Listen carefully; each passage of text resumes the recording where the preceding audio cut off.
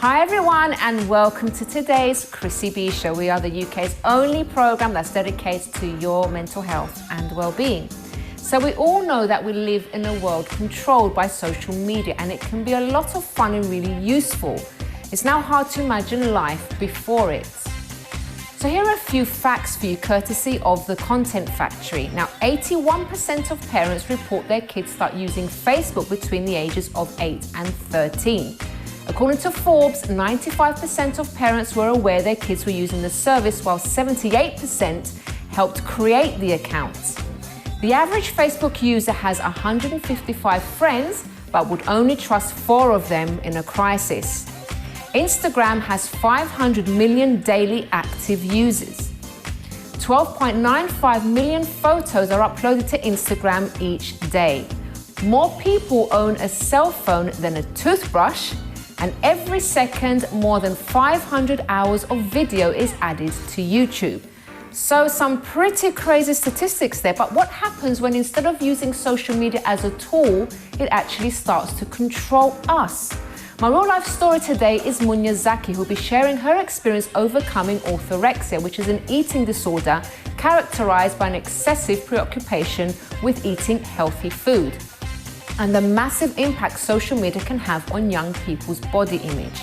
She'll be telling us how she went from a state of self-loathing to true self-love all by herself, but she had to be pretty drastic. We also talk to the streets to find out about your social media usage. And also on the show today, we have Dr. Audrey Tang talking about why social media can be so dangerous and what we can do to limit the negative impact. We then hear from our news correspondent Helena Chard in A Helping of Happy. And we also show you an activity that you can do with your loved ones where you can put your phones away, spend quality time together and have lots of fun. Yes, I went go boating with some of our resident experts on the show, and we'll be showing you that later. We also have on Dr Rob Hicks answering your medical questions, and a recipe straight from Hannah Richards' kitchen for what she describes as the James Bond of all egg sandwiches. So let's get straight to my first guest, Munya Zaki.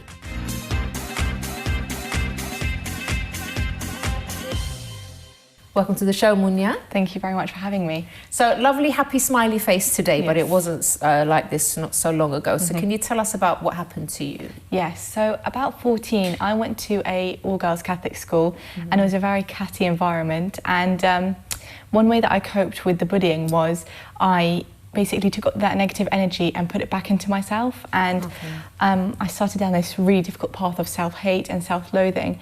And I had body image issues, but I dealt with it through orthorexia. And orthorexia is different from other eating disorders because you focus about healthy foods, so it doesn't seem like you have a problem because you just want to focus on your health. So, oh, I don't want to eat, something with sugar or refined sugar because that's bad for me.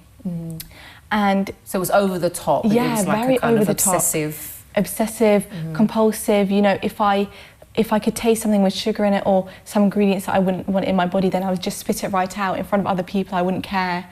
It was. So it really took over then? Yeah, it took over. It's like another demon in your mind, really. It's like you're being overshadowed by something else. So what was your lowest moment in all of this? My lowest moment, definitely when I was on holiday with my family. We were going out to a restaurant and I just refused to eat anything there. And I felt so conflicted because I wanted to please my family, not to create drama, but I just could not battle this demon inside me. It was overpowering me. So my uncle, who's a doctor, he just took me outside. He said, don't worry, we'll find something for someone else. We got some like mashed potato. I don't even remember. Oh, wow. And then he sent me an article later about orthorexia, which was the first time I'd heard of it. And that was my lowest moment. It was also the most powerful in this whole ordeal because finally I realised, yeah, there's something wrong with me, but it's good because this doesn't have to be my life. This is not me. So it's my lowest, but also a really good turning point. Yeah, I think it's really important to mention that, yes, of course, it's good to look after our health and be mindful of what we're eating, but when it gets to a point where it's actually affecting you and negatively affects social situations, family settings, then it's gone overboard, and that you really need to be careful that it doesn't get excessive like it was with you, because it is serious and it's something that you need to get help with. Now, obviously, as a young woman, social media must have played a part in maybe the way you were feeling about yourself and your image. Can you tell us about that as well? Yeah, so it wasn't actually one of the mainstream like Facebook or Instagram sites that was affecting me the most, but Tumblr, because Tumblr is renowned for being unfiltered. You know, Tumblr has a lot of unmoderated content, and I signed up to all these fitness pages, and I would see pictures of girls very, very thin. And at the time I thought this was fitness, this was healthy. And it was only a couple of years until after I've been working myself to overcome orthorexia that I read an article about Tumblr and how some anorexia pages are just promoting themselves as fitness pages. The same pictures, the same content, the same warning, guys, don't eat this, or if you want to have a snack, just drink water instead. These pages were definitely the most harmful to me and it was difficult because I didn't see them as wrong. They weren't tagged as anorexic or skinny even. They were just tagged as fitness and health, something that we normally associate positive connotations with. Now, what I find quite amazing about your story is that you took matters into your own hands and said, look, I'm going to do something about it. You were quite radical, I would say, in a good way, in a really good way. Can you tell the viewers what you actually did? Yeah, sure. So I realised enough is enough. If everyone can see this about my orthorexia, I thought I was keeping it to myself quite well, that I was trying to control this inner demon inside me. I said, enough is enough. I have to do something about it, and I'm not going to let some influencer pages, some social media, some pictures, whatever, influence and dictate my life. So I said, you know what, I'm gonna quit social media, so everything, Facebook, Instagram, everything, because I don't need this for my mental health. Yeah, I just did it. And it felt so liberating, so liberating. And then a really big moment was I stopped calling myself fat. And even in my brain, when I would start to think it, I would immediately stop it. I would put a block. And instead, it might sound a bit silly, but instead, every time I would even think of the word fat, I just put a flower. I just put a little daisy over that word, and it was like a stamp. So all these negative, emotions and memories, I replaced with a positive one. So this is how I dealt with it. And then I started realising, actually, obviously, I'm not fat. I was, very underweight. I can just rebuild my life. I'm very, very young. I can rebuild my thought processes. Yes, I can eat healthy, but it doesn't mean I have to obsess over every little thing. So I let that go. I told my parents, look, you can, because they kindly cooked for me, I said, you can cook portions which you feel right, I'll eat it. And this is how I started rebuilding. Amazing. How did it feel like taking yourself out of that situation? I felt really empowered, first of all, because no pill had anything to do with it. No one was forcing me to do it. I was doing it all by myself. But I also felt like, wow, I wish other people could experience this. And everyone struggles with something. But if you can overcome it yourself, I'm not saying to do it by yourself, because I have the support of my family, but if you can make that decision yourself to help yourself, wow. It has to start with the individual, always, doesn't it? Always. Now, you're actually a student. Yes. But you also have your own radio show. Can you tell us how that came about? So it's called Munya's Wellness Show, and I speak about all things well-being, from healthy eating, but in a good way, don't worry. Way. Exactly, to mental health. It came about through my university. We have a radio station called KCL Radio, so King's College London, and I just applied. I got interviewed for that. I got my own radio show, and I now do podcasts off of that, and it's all going great. Wow. So, how does it having your own radio show then, because obviously when you kind of go through something and it's affected you so much, you do want, if you're not a selfish person, you do want to actually share that with other people and help other people somewhere. So now you're able to help people. That must feel really great for you. It does feel amazing. And even I found out when I was talking about orthorexia on my radio show, someone from my own class who was this bubblyist, amazing, lovely person, came up to me and said, I've also been battling with an eating disorder. Oh, wow. And thank you so much for speaking about it, because you have destigmatized it. And in our social environment and our student environment, you've helped destigmatize it. So many people are affected by it that you may not know. It's very hidden sometimes, isn't it? What about your future plans? What do you hope to do? My future, I love my university, so I'm just continue studying on there, and I don't really know what the future holds at the moment. But I just want to be happy, positive, helping other people. Maybe continue my own radio show, definitely. So that's a plan for now. Just one last question regarding sort of food now and going to restaurants and everything. Are you comfortable now around food? Yeah, or definitely. Do you still have to? No, definitely. But I don't go to fast food restaurants because they are just pure. There's a difference between having a little brownie and fast food. I choose the restaurants I go to based on what food I like, obviously, but also if they're actually not that heavily processed. But otherwise, I don't really have a problem anymore. Wonderful. Munya, thank you so much for speaking to us. Thank you for having me. Well done for your achievements. Thank you. Thank you. So everybody, after the break, we'll be showing you some street chats that we did to find out about your social media usage. And we also have on Dr. Audrey Tang talking about why social media can be so dangerous and what we can do to limit the negative impact. And we also hear from our news correspondent Helena Chard in this week's A Helping of Happy.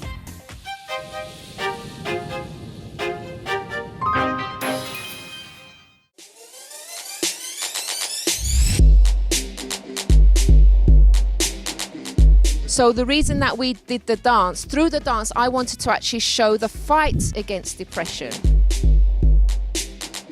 The dance is so symbolic. Waving the flag, because I think it's like saying to your worries, go away and don't come back. I did like the dance and everything. For example, this move, does anyone know what this one means when you do All the depression out and all the sadness out and like all the scariness out. I see you back in the studio!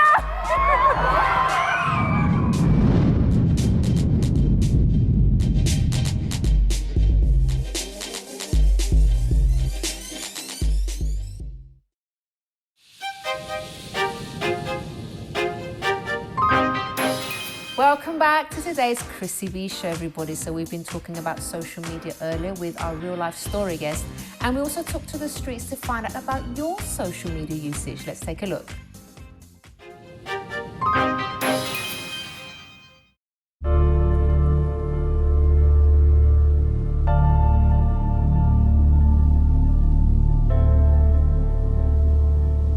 I spend hours on my phone when I'm working, 4 or 5 hours a day. When I'm with friends or family, I only spend 1 or 2 hours per day. I do spend quite a lot of time on my phone. I think probably in the whole entire day it would take up roughly maybe an hour or two. I do spend a lot of time on my phone. I spend maybe like 2 or 3 hours more than I should.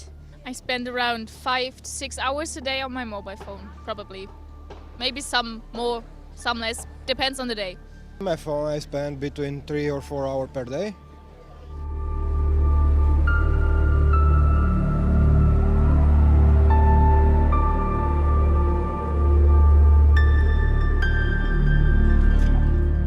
I always put my phone away when I'm in a cafe or restaurant. I find it really annoying when other people have their phone on the table or if they have it in their hand when we're in a cafe or restaurant. I think it's a bit disrespectful if you're spending so much time on your phone when you're with somebody else. You could be talking to them or just being aware of your surroundings a bit better. I would say I put my phone away like 90% of the time because I like to give the other person my full attention, but then sometimes I get like that stray message, so I need to like check it. Yeah. When I'm in the restaurant I put my phone away because I think it's how we call it, a bad taste to stay on the phone when you're in the restaurant or where it's a table with a lot of person to stay on the phone. It's disrespectful.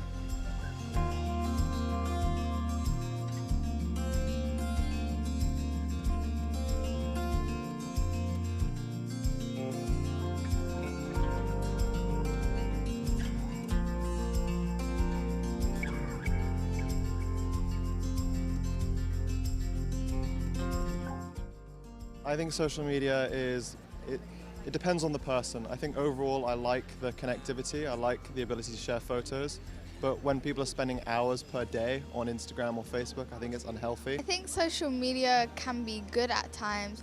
It's a way to connect with people, it's a way to learn about so many different things like cultures and like political topics and things that are going on in the world, but then there's also the bad side to social media where people are comparing themselves to others and it can be really detrimental to like your mental health. I think it depends on how you use social media. For example, like if you're using Instagram a lot and you're following loads of different influencers that aren't necessarily good for you, that may not have like a different lifestyle, then that can be a bit harmful because you can compare your life with theirs. But I think just using social media to stay in contact with people is really good. I think the social media is good for us because the information come very quick, but we must be careful of the fake information. Also, it's coming very quick on the social media.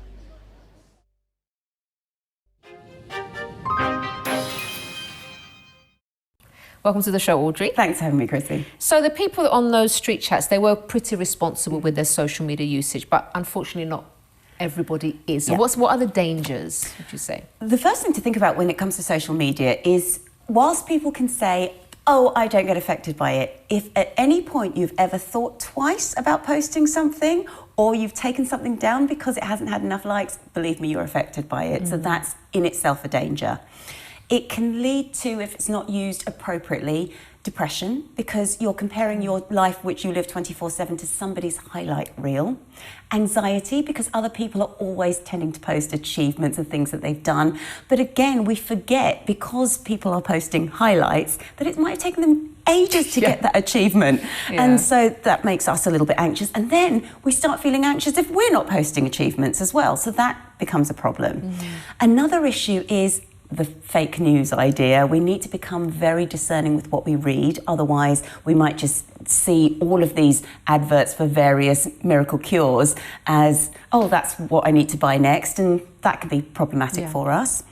Bullying has become a lot easier because it's somehow a lot more simple for us to write something than it is to say something face to face. And a lot easier. Yeah, we're protected by almost a sense of anonymity. Even though it might be our name there, it's still not us speaking to somebody. We can't see the hurt, so that's a problem. The geocaching, so people know where you are if you haven't turned off your location services. And one big thing which only entered psychological research is FOMO, fear of missing out. That came into the literature in 1996 around the advent of social media, and this is absolutely fascinating. This fear of missing out is partly because if everybody's talking about something on social media, you feel as if you're not part of that conversation, if you're not into that, which means you might end up having to watch programs you don't want to watch or get involved with a particular trend or something that you don't really want to do. And then if you say get into a program that you really enjoy and then can't watch the last episode, you have to avoid social media because everyone's talking about it anyway. So not only, you feel you miss out on social media and you feel you miss out outside it as well. And that is what's causing us a lot of mental health issues. So those are some of the dangers. I mean, at the church that I go to, about a couple of times a year, we do something called the 21-day fast. And basically it's where you switch off from everything, all social media, everything. And I love it. I love that time. I mean, the purpose is to concentrate on what's really important in life. And I always feel refreshed after it. I don't really feel like I'm missing out. All right, so sometimes major things have happened in the news and I don't know about it because it's not just social media, it's also anything like secular news, anything like that. But it's just so nice to be able to just switch off from everything and not worry about posting things. And this is it. Some time ago, I used to spend hours on the phone with my best friend. And now I just pop onto a social media page and then make a comment or make a like. And I just think, if I actually just spent all the time that I was spending on social media phoning her, I'd probably have a much nicer time. It's true. It's so true. You just connect with people better, don't you? But all right, we also know that social media is handy for some things, it's really good, but in terms of sort of the damage limitation, what would your advice be? First thing would be, watch out for your location services, maybe switch them off. Have the conversations with younger people who might be using it. Things like find out what sites they're using for school. And if there is any problem, know the places you can report it to. The NSPCC and CEOP is run by the police. They're really helpful sites to go to. Also, if you want to have likes, go and spend time with people you like. Don't forget the real world. That's hugely important. It's exactly as you're saying. It can be so much more fulfilling if you're just spending time with people who bring out the best in you, and then you can just talk about whatever it is you want to talk about without feeling you need to broadcast it to the world. Social media is a wonderful tool, but use it as a tool. If you know how you're using it, if you know how your business needs to use it, that's absolutely fine. There are many pages that now talk to each other, so you could load something up on one and maybe have it feed into others if you do need a constant stream of content going on to that particular page. So that's one thing that you could do. Also, if you find yourself just scrolling and scrolling and scrolling, maybe interact with it from time to time. That's also, research has shown that if we interact with what's going on, we feel a little bit more engaged and we feel a little less anxious about somebody doing something that maybe we're not. But the main piece of advice really is don't confuse what's going on in the virtual world with really the pleasure, the fulfillment, the enjoyment we can get out of the real world. Exactly. Audrey, thank you so much, and we'll see you again next week. Thank you. Okay, everybody, so now it's time to go to Helena Chard in this week's A Helping of Happy.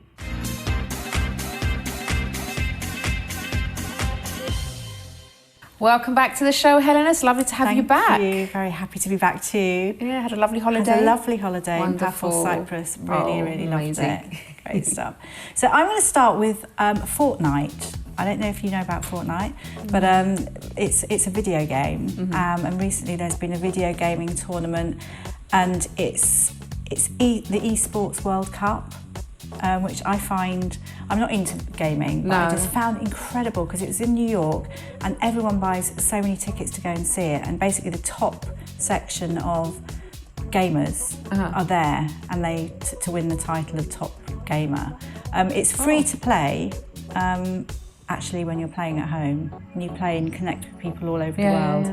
But it's something that I can't quite relate to. But Jaden Ashman, who's based in the UK, he finished second, and so he's won £1 million basically with his guy that he plays with in Holland.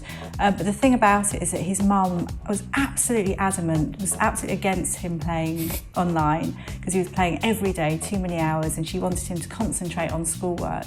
Thought he was completely wasting his time. But he has done really well, and he was trying to convince her from quite a young age, because I think he started at 8 and he's now 15, and it's his passion. He's going to make a career out of it, which he obviously will, and he's going to stream content and create lots of different things. But that just shows it's sort of the flip side. I mean, I don't agree with being online and gaming for because hours, what's the point? But I have to say, because it kind of frazzles your brain, and you might not be able to enjoy all that money if, like, you're not here anymore because you can't think anymore. Mummy's quite happy because she would be. He's buying her a house, so really happy. But anyway, so that's fun. So technology companies are recognising the need to combat stress of online media. So we've got people like Google and other big corporations bringing out positive apps which actually bring people together. So they're recognising that they need to be part of bringing people together to do real things. So, but these apps are really good. I mean, I won't talk about the exact apps, but there are ones as well that I've sort of been involved with, and you do. It's bringing people together, real life experiences. So it's facilitating real world connection, which I completely agree with. So that's fantastic. As I say, if you look, you'll find lots of really good ones. Just moving on to Simon Thomas, who's a former Sky Sports presenter, and he fairly recently lost his wife Gemma, very, very suddenly to leukemia. It was like within a few days. So it was literally something like 3 days. So he and his son obviously lost his mum, but he's recently presented The Pursuits of Happiness. So not the film that we know of, Will Smith, but and he was showing the tools that how he dealt with his depression, and it was actually it was centred around mental health, and he explored alternative therapies and concentrated mainly on the great outdoors, and as we know, that's a really positive thing to do. And he worked with the Wilderness Foundation, and they use therapy as a way to help vulnerable people. And it was a lovely, lovely piece, talking about nature making you feel amazing, as we know, and clear-minded and connected, but also cold water swimming in Sussex, and a really lovely sort of equine therapy with horses. So it actually showed children in need working with horses. So it was an all-rounded, really positive thing, which is great. If anyone wanted to see it online, you can click into it. Moving on to Nicola Harrison, she is based in the UK, and she's created a dog hospice to give dying dogs the ending they deserve. Now, it's really very sweet. I'm not too sure I completely agree with what she's sort of, gives them complete treats like ice cream and various things and steak dinners. But the whole thing is that she wants to, she works with a charity, and rather than them be put down, she just wanted to give their final days positivity, which is lovely. And something I approve of in a way. And I'm going to end on quickly another one, Yes. which is very quick. So the RSPCA in Manchester are currently looking for people to cuddle their cats and rabbits, because they've had quite a few. I know, we'd all be there, wouldn't we? Yes, please, because we know as well as much how lovely it is, it makes us feel so good. Because my cat doesn't really like cuddles, and it's really annoying. I love to cuddle her, but she just stiffens up like this and just waits for me to finish, and it's like, all right, Really? go away. She's one of those. They've all got their own She's one of those, just a little personalities. madam. Yeah. Anyway, yeah, so we're all going to race to Manchester. Okay, yes. Helena, thank you so much, my love. you. We'll see you again next week. Definitely will. Okay, everybody, so after the break, we're going to be showing you an outdoor activity that you can do with your loved ones, where you can actually put your phones away and spend quality time together and have lots of fun. Yes, I went go boating with Helena here. She was one of the culprits. Yeah. And it was fun, wasn't it? It was Did you enjoy brilliant. it? It was so good. It shows how you can have fun in all weathers. Yes, definitely, And what because may. our weather over here is very unpredictable. It is. And we've also gotten Dr. Rob Hicks answering your medical questions, including this one. Can you please explain sun protection factors when it comes to sun creams? And does it mean the higher the sun protection factor, the harder it will be for me to get a nice tan? Find out what he has to say after this break, and you might be quite surprised.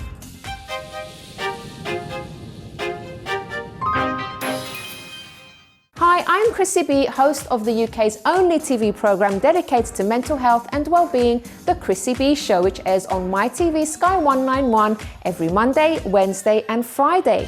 Follow our social media on YouTube, Instagram and Twitter at Chrissy B Show, and our Facebook page, The Chrissy B Show. For more information, visit chrissybshow.tv. So let's go inside and see what's happening.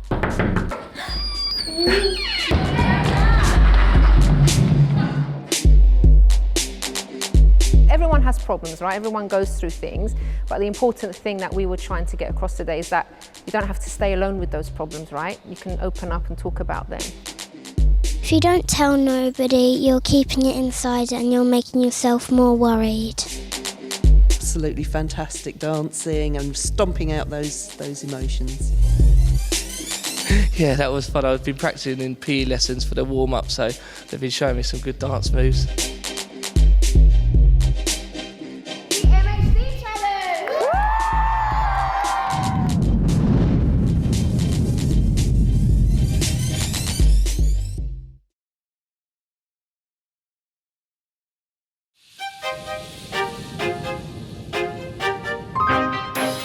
Welcome back to today's Chrissy B Show, everybody. Now it's time to show you a great outdoor activity you can do with your friends and family.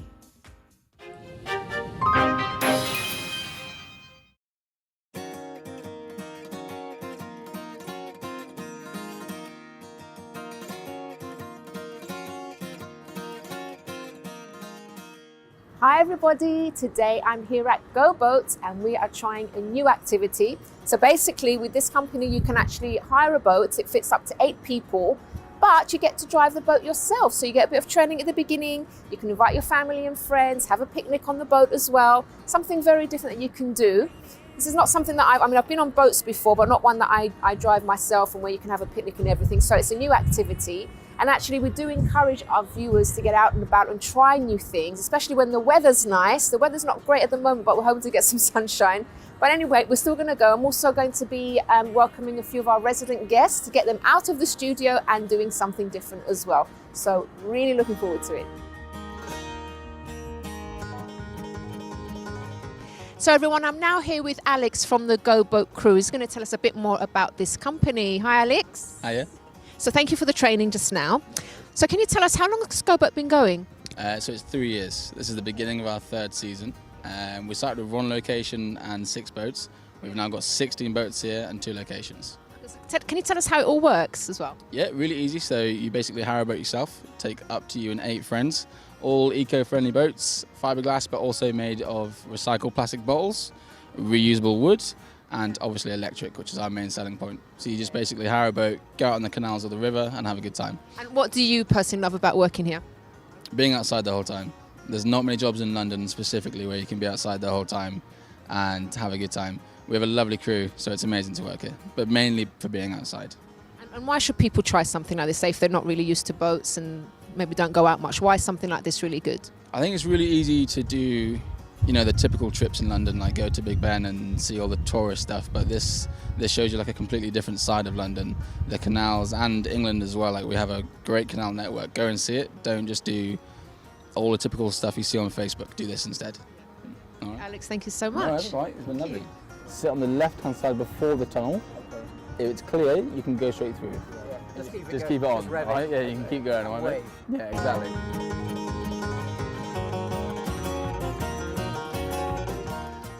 So everybody, as you can see, we are here with some familiar faces. We have our lovely resident psychologist, Dr. Audrey Tang.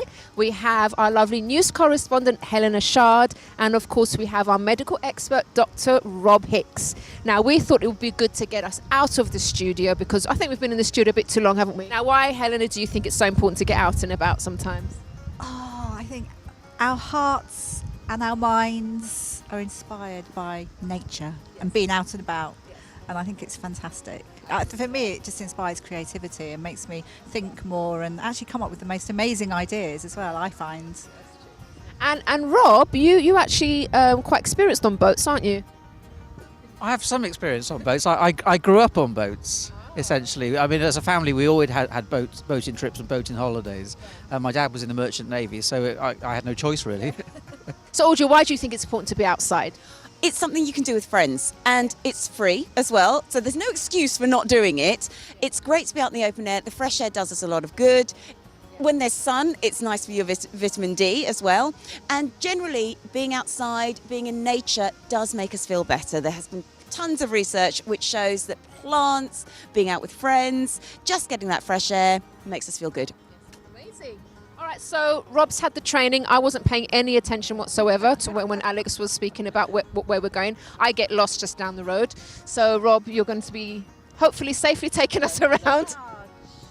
I'll do my best as always, but if you don't see us in 24 hours, please call. But it's very good to actually have a doctor on the boat, so that's I'm very glad about that. So let's get moving.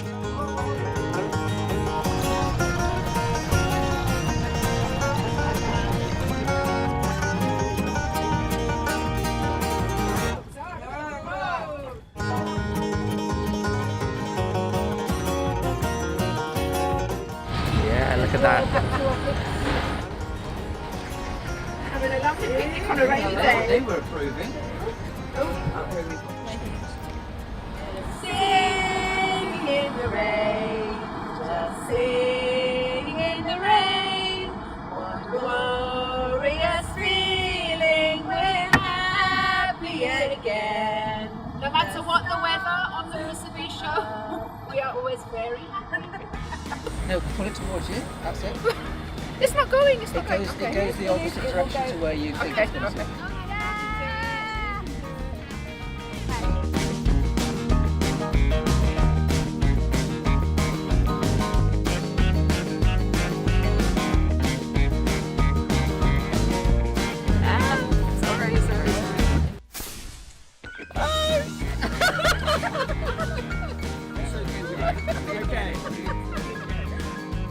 So everybody, we've had a wonderful experience. We're all wet. So everybody, we've had a lovely experience here on Go Boat. We are reaching our final destination very soon. So guys, what did you think of it? Lots of fun, and it was so good doing it together. That's the best thing about going out. If you're going out with friends, you get to laugh, you get to play around, you get to drive people into bushes, even better. And you learn a new skill. Yes, exactly. Loads of fun, loads of memories, and lots of laughter, because that's the best medicine. Helena, what did you think? I know we're all soaked through.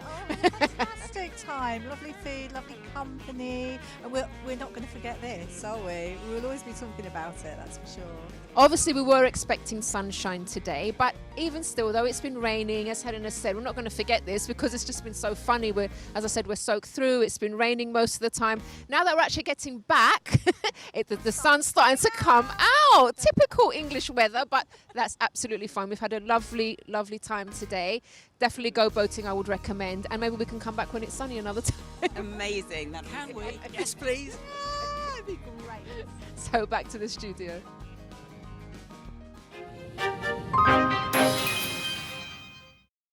Thank you very much to Go Boat. And Rob, you were there. This is Dr. Rob Hicks, everyone, here to answer your medical questions. You were there. I was there. You loved it, didn't you? I did love it. I find being on the water incredibly relaxing. Yeah, me too. You know, and it's one of those few things where when I'm on a boat somewhere, on the water, all my stresses disappear. And we had some fun too. We did, even though it was pouring down with the rain, but it was very funny. It doesn't matter. You're on the water, it rains, you're going to get wet one way or the other. Yeah. And there was lots of laughter, lots of fun. It was just a tremendous opportunity. It was wonderful. We're going to do something again very soon. Now, Rob, obviously, when we're out and about, we need to make sure that we're looking after our skin. And actually, this is one of our first questions that we've got for you. This person is asking, can you please explain sun protection factors when it comes to sun creams? And does it mean the higher the sun protection factor, the harder it will be for me to get a nice tan? Now that's not a phrase I like to hear. A nice tan, because there is no nice tan. A tan of the skin basically means, a suntan basically means that the skin is damaged. Yeah. So my advice, boring as it may seem, but it is, thinking of your skin, is if you want to have a tan, then fake it. Because just to reiterate, when you get a suntan, it means that the UV radiation from the sun has damaged your skin. You've had some sunburn and you've damaged the skin. And the risk of sunburn is, increasing your risk of developing skin cancer. And the other thing, of course, is it will prematurely age your skin. So your skin is likely to look leathery, wrinkled, and saggy well before the years when you might expect that to happen. You asked a question about sun protection, and that's very, very important. Basically, sun protection creams offer two forms of protection. One is against UVB, and that's listed as the SPF, the sun protection factor, and it comes with a number after it, and that ranges from 2 to 50. And the higher the number, the more protection that you'll get against UVB. So, for example, an SPF of 15 will filter out about 93% of the UVB, whereas an SPF of 50 will filter out around 98%. The other thing you'll see is stars, and that's basically protection against UVA. UVA is another damaging form of radiation that will actually penetrate the skin and contributes to the damage that can promote skin cancer, but also can age the skin as well. So those are the things to look out for. So that's why it's so important when we go outside that we look after our skin. So we seek the shade, and when the sun's at its most powerful, in the UK that's between 11 o'clock during the day and 3 o'clock in the afternoon, that we use a sun protection cream and we apply it around 30 minutes before we go out, and then ideally every 2 hours. If you've been sweating or if you've been in water, reapply it, because of course it might get washed off. Even water resistant protection, you'll need to put back on after you come out of water. And the other thing is to cover up with sleeves and a wide brimmed hat and sunglasses. And bottom line is, if you see any moles on your skin that you're worried about, or you see any moles that you've got change in, pop along to your doctor and get them checked out.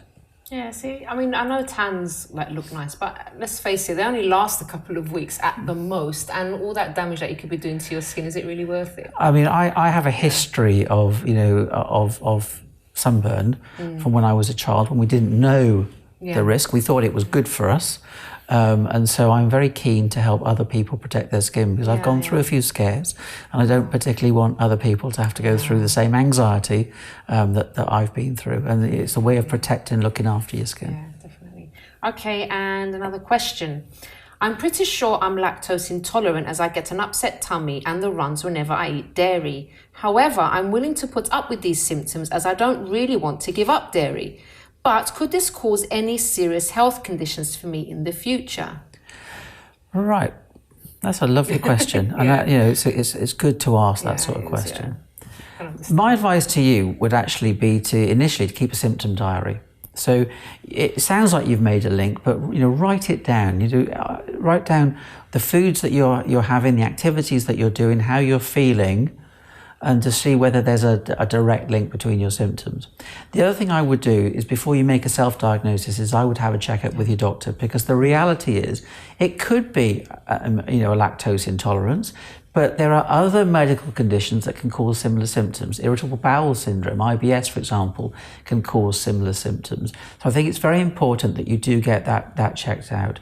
The sort of symptoms people get with lactose intolerance, bloating, diarrhea, stomach pains, nausea, a lot of wind, for example, are common with lots of different conditions. And it might mean that your doctor says, look, cut out lactose foods for 2 weeks, containing foods for 2 weeks, to see if it makes a difference. And then if it is lactose intolerance, you can be advised on how to manage that safely, because what you don't want to do is take out things like dairy, where you might miss out on calcium, for example, and leave yourself at risk of other health complaints.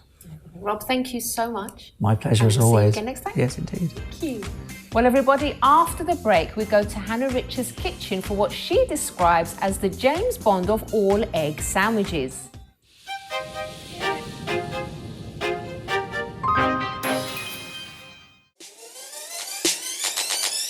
The MHD Challenge Tour continues. Keep on fighting depression, yeah? A lot of young people do struggle with mental illness, and it really does help to talk about it. I think all the children love the little crush and the little stamp. Really understanding that the feelings are associated with the movements as well that we've been practicing today. My favourite part of the dance is when we done the stepping and crushing.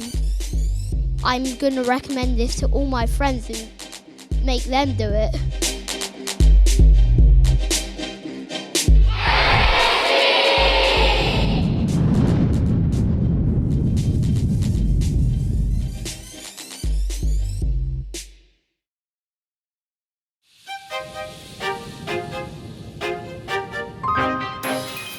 Welcome back to today's Chrissy B Show, everybody. So now it's time to go to Hannah Rich's kitchen for what she calls the James Bond of all egg sandwiches. Hello and welcome to the Chrissy B Show. My name's Hannah Richards and today I'm going to make the James Bond of all egg sandwiches. And that's because there are a few secret ingredients. So I'll take you through the ingredients of everything that you're going to need. You're going to need a pan with some boiling water and we're going to soft boil 2 to 3 eggs, depending on how many sandwiches you're going to make. I've got some sourdough bread here. It's a white sourdough. You can use any bread you like. I've got my watercress. The key with watercress, guys, is don't take the stalks out, just break them up. Often you can get quite thick stalks in a watercress, but keep them all in because they provide a really good crunch. I've got some herbs I'm going to use as well. I've got some basil, some parsley, some mint, so I'm going to use a little bit of that. And then I've got some garlic mayonnaise. So, oh, and the last ingredient, some cucumber. So let's get boiling those eggs. Now we're going to cut the sourdough bread and toast it.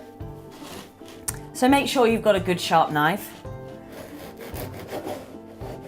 And I always just take the bum of the bread off. And then you don't want it too thick because you want to enjoy the filling of the sandwich. But, you know, each their own.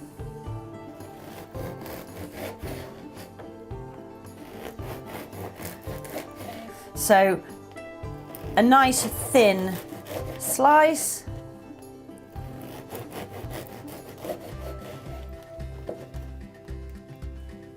There we go, that should do it. And then I'm going to pop them in the toaster. If you don't have a toaster, you can grill them. So my toast is ready and I've just popped it up. I'm going to take it out. Be very careful so you don't burn your fingers. There we go. Perfect. So then I'm going to take my garlic mayonnaise and I'm just going to spread a thin layer over each.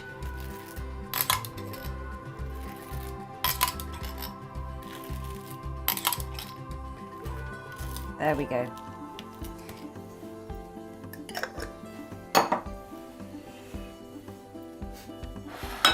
I'm going to take my cucumber and give each piece of toast a slice, a very thin slice of cucumber.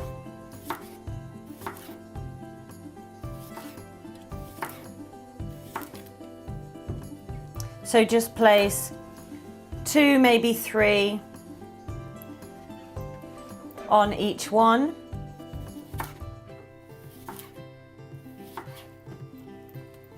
There we go. And then we're going to start peeling the eggs. So I'm just going to move to the side the toast for a minute, and now I'm just going to knock around the side the eggs, and very easily the shell should start to peel off. So then I'm just going to layer 2 of the slices of toast with some watercress, and this has got a very small mixture of mint and basil in it as well. Don't worry about the leaves falling off over the side, it's just going to be a beautiful mess. And then we're going to take each egg, and they're really soft boil, and this is why it's the James Bond of all egg sandwiches. So we're just going to put the egg on the top there and slowly cut into it, and you'll see that yolk really fall away. And we're just going to turn it round there, and straight away put a lid on it like that. Give it a small press down. See that yolk come through. We're going to start plating that one up and do exactly the same to the second.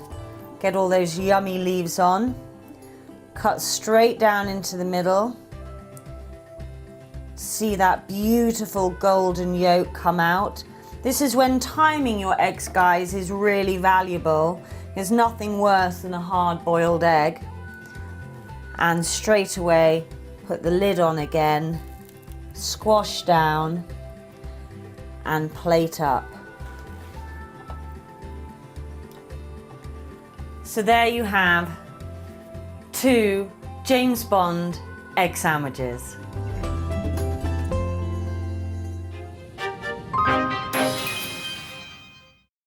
Thank you very much to Hannah there. So now it's time for my final thought of the day. And I'd just like to thank all of my guests who have appeared on today's program, especially Munya, who shared her story. So what I'd like to say about social media is that I really think it's up to us to police ourselves and see whether our internet usage is becoming excessive.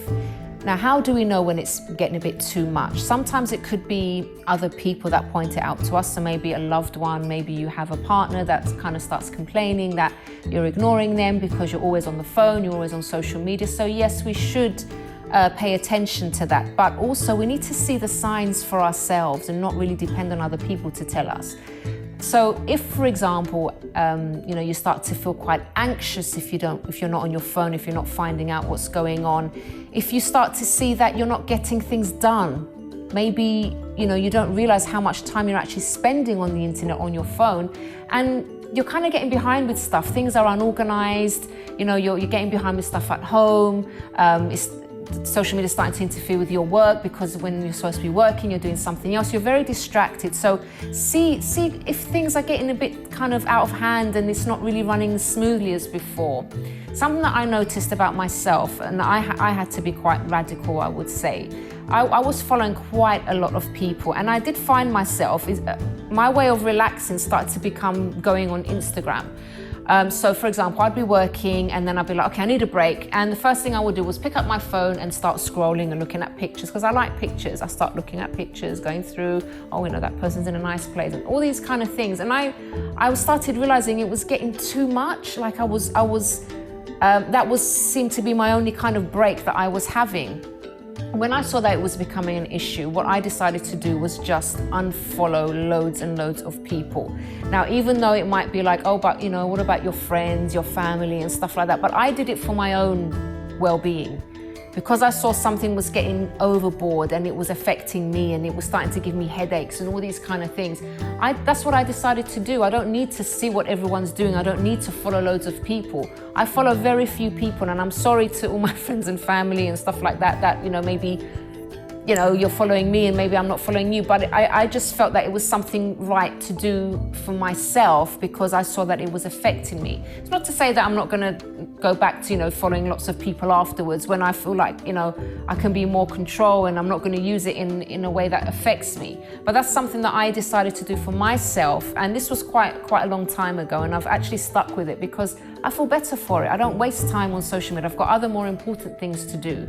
So that's what I did. So see with yourself, what is it that you can do to kind of, first of all, monitor yourself, and secondly, to actually see what to do if things are getting too much. Do you, maybe you can have certain times of day where you'll go to your social media and check things. Maybe you can just unfollow people that, you know, have nothing really to do with your life, and it's just, you're just following just to be polite, for example. See what you can do for yourself. Maybe it's like, have a day where you don't check social media at all, and you have that day for yourself and your family. So I think as individuals, we need to see what's right for us and how to look after ourselves so things don't get excessive and start to affect us in an adverse way. Well, everyone, we have reached the end of today's program, but if you have a story that you would like to share, please do get in touch with us by emailing info@chrissybshow.tv. You can also tweet or Instagram us at Chrissy B Show, or leave a message on our Facebook page, The Chrissy B Show. And if you'd like to know more about my mental health journey and how I beat depression and other mental health problems, please do visit my personal website, which is mylifeafterdepression.com. Till next time, bye-bye for now.